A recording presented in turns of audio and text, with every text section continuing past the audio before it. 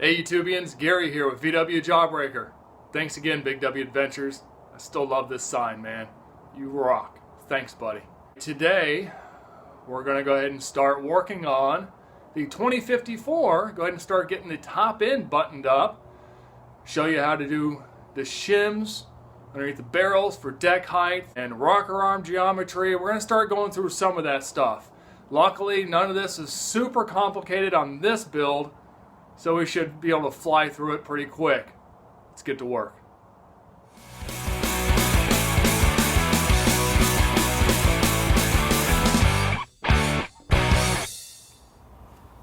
Alright, here's some cylinder shim information for you. So, I needed 40 thousandths of shims in order to get my appropriate deck height for the compression ratio that I want to run on this engine. Unfortunately, when I went to the local shop, they did not have 40 thousandths shims. They had 30 thousandths and 10 thousandths. Really didn't want to do that, but sometimes you just got to do what you got to do. Best thing for me to tell you is take an actual micrometer. And don't bump the camera. To your shim. This one is supposed to be a 30 thousandths shim. So if I back it off, okay, that's 30 thousandths. It's a little snug, but I can get it in there. Okay, so we got 30 thousandths. Go ahead and check more than one. Yep, 30 thousandths. Check more than one. Yep. All right. Luckily, our 30s are 30s indeed. Okay. Yeah, for giggles. Yep. Make sure I didn't turn it. Still set at 30. Alright, now. These are supposed to be 10 thousandths. Okay.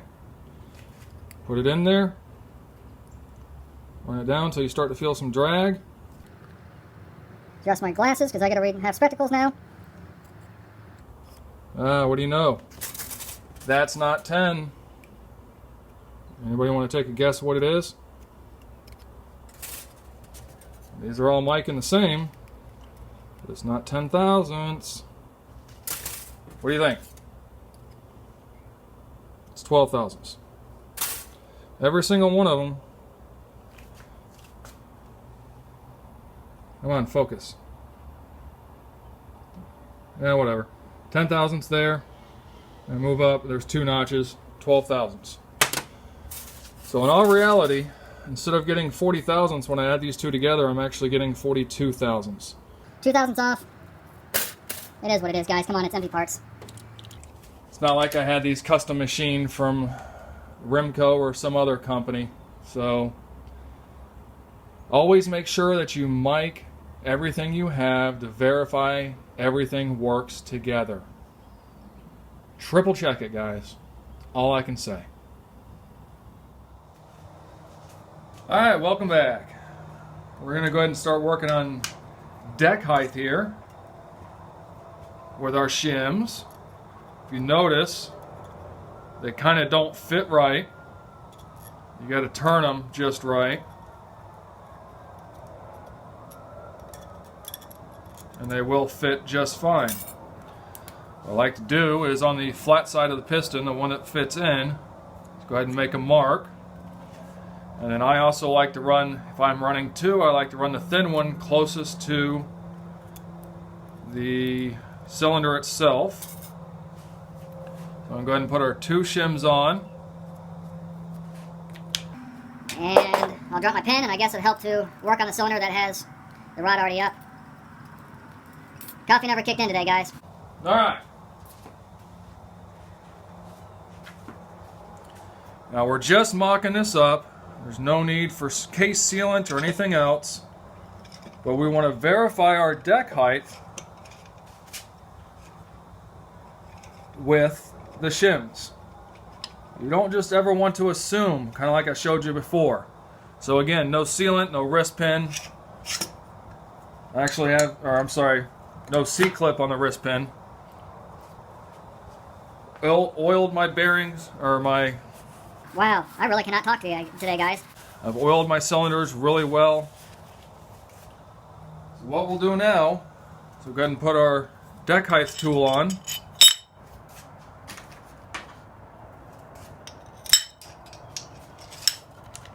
I'm anal. I like washers on it, even though you probably don't need it. Doesn't really hurt now, does it? Guess I could have been a little bit more prepared.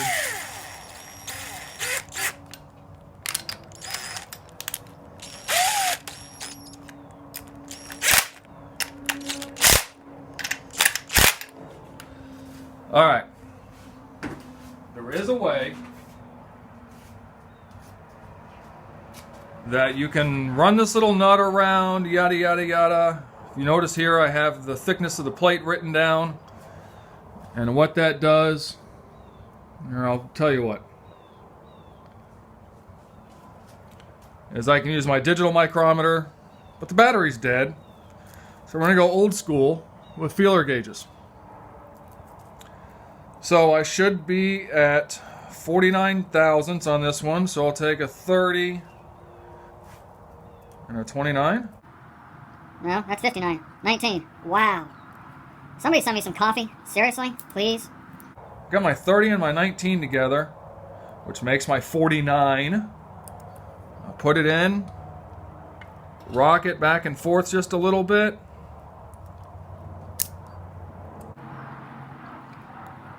Oh, that's not even a 19. Let's grab the 19. Okay. One more time. That's nice. Piston comes up, past top dead center. I like to rock it back and forth and make sure that everything's okay. Get it at top dead center. Right there. I can move them out. It doesn't bind, it doesn't lock up. So I am at 49 thousandths with my deck height and my shims, and like I showed you before, never assume on your shims that they are what the package says. Always measure them to make sure they are what they say they are.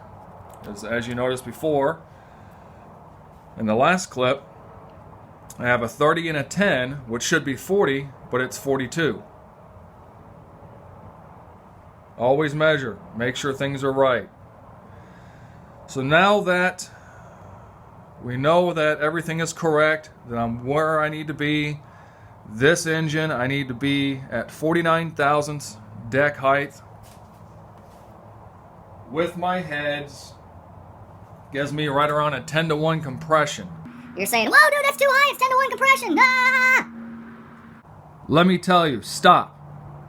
My hands are kind of dirty. It's not that big of a deal. Due to the fact that I am running the FK8 cam, there's a thing called dynamic compression. Okay? Let's go over that.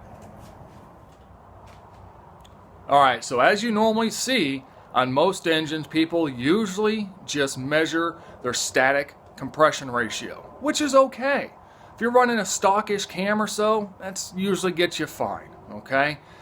This engine here, with the cam, the heads, everything dictates what you need to run. You don't just bolt stuff together and go, lucky me, I got me an engine. It's not that simple. You need to do the math, take a minute, figure out what you have. This cam runs between 9.5 to 1. With these big heads I have on here, it doesn't hurt to go a little more. Everybody measures static compression. You measure your deck height, you CC your chambers and your heads, gives you a static compression. My static compression is technically 10.05 to 1. So just a smidge over 10 to 1. People are thinking, wow, you can't run that with street gas. You're going to have to mix race gas with that. No, I don't. Go online and pull up dynamic compression ratio calculator. Let me explain it real quick what a dynamic ratio calculator does. It takes the same information that you would use to calculate your compression ratio. And you need your deck height. You need your combustion chamber cc's from your head. You need your bore, size of your cylinders. You need your stroke, your crank, okay? So if I take my 74 millimeter stroke with my 94 millimeter pistons, my 48 cc combustion chambers, 49 cc deck height, 10.05 to 1 compression ratio. Now you go the next section down on the calculator and you take your cam card, which is important. You take your intake closing degrees, which for me on this FK8 is 57. Plug that in. Then you plug in below that, what's your rod length? Okay, for me it's 5.4 inches. This is all based on this particular calculator on sea level. Which I'm pretty much at sea level. I'm in Florida. Not in the mountains, not anywhere else. I'm in Florida. We're what? 50 feet above sea level? I don't know, we're not far above sea level. It's close enough. Now, intake runner, temperature, humidity, there's a lot of other factors. Base factors, this engine, the dynamic compression ratio. Let me look, I forgot. We went from 10.05 static to 7.49 dynamic. I can run pump gas. Kind of a toss between mid-grade and premium, but I only run premium anyway, so it doesn't really matter. Always do your measurements. Figure out what you have. Don't ever assume. What does assume mean? Okay. We clear? If you have any questions, drop them below. Do my best to answer them. Hopefully the information came across good for you. Yes, the static compression is high, but my dynamic compression, because of the cam, is at 7.49 to 1. 93 octane, pump gas will be fine. All right, how about a little valve geometry? So we've got everything set up. Push rod tube is off. We've got our heavy duty push rod in place. I have my dial indicator actually just kind of bolted to the exhaust. That way it gets me nice and steady. I've already set the valve to 6,000 slash, just like you normally would on your car. Dial indicator is actually on the retainer. Level. See how it kind of goes level with the angle of the valve there. Angle of the dangle. So now what we're going to do is I'm going to put you back in the stand and stop shaking. Sorry. Okay, there we go. Alright, let me zoom you in a little bit. You need to watch the dial as I move the engine over. The dial's right now set to 0. You can spin it right here. It's slightly off. Hold on. I know I'm anal. What can I say? Alright. Set to 0. FK8 cam with 1.4 rockers. I should have right around 535 to 540 thousandths. So let's go ahead and check what we have. And again, we're looking to see if the rocker is straight. And I do have my lash cap on there. So at top dead center, I have my 6 thousandths. Yep, adjusted to 6 thousandths. So let's go ahead and crank her on over. Watch the dial. We're going to count it together. And should start to move. There we go. That's 1, 2, 3, 4, 5. Holy crap, right at 550 thousandths of inch of lift. That is crazy. So now what we need to do is back it off to half lift. Alright, so we're back at top dead center. What we need to do is check to see how level our rocker is. So we need to go ahead and rotate it around half lift.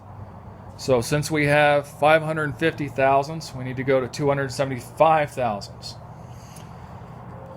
So let's get going. That's 1, 2, right there, 275. Now at the half lift, because I have my stupid little thing in the way, rocker looks pretty even. I think we should be good. I would show you, but however, the magnet's in the way.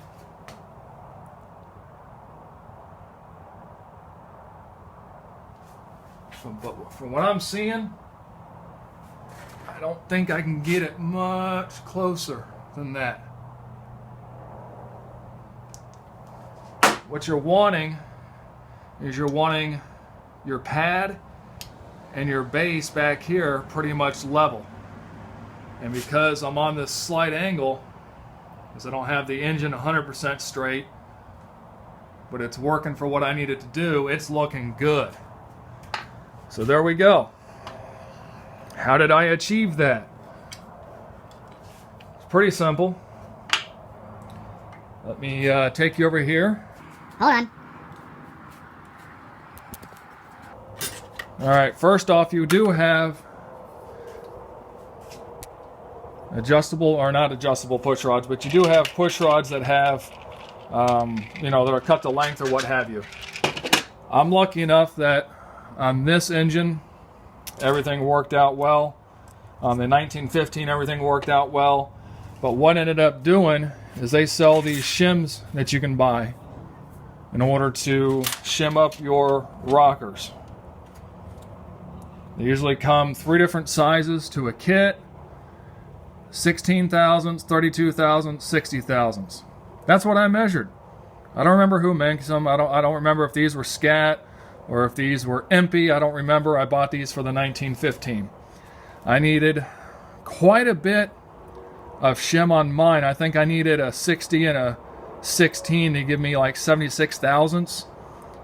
So I had these two together with the aluminum heavy-duty push rods cut to length that I had to get everything nice. Now on this one, I'm only running 32 thousandths, because remember, the case is shimmed up 42 thousandths. Math doesn't seem to work for me. Am I missing something, guys? I don't know. But from what I can tell, it looks good to me. We'll keep pushing on. Well, guys, we're making progress.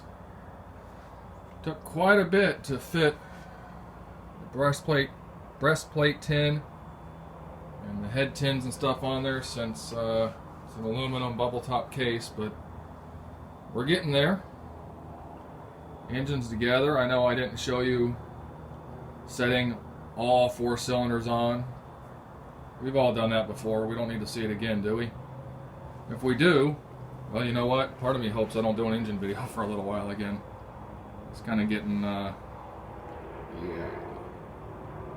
little stressed. So, next up, we need to fit the fan shroud. This is a bubble top case, so we're going to have to trim the fan shroud, trim some more stuff. Still have the flywheel to do, set in play. And what else? Oh, I got to fit some more, or cut some more intake gaskets. There's some big freaking intakes, man. I love those things. Massive heads. Love them. Really not a whole lot to do. Just odds and ends that are going to take some time, a little bit of time consuming. So I guess we'll go ahead and shut this one down for now, and we'll catch you guys on the next video. You guys be safe, be kind to others. Until the next one, be good.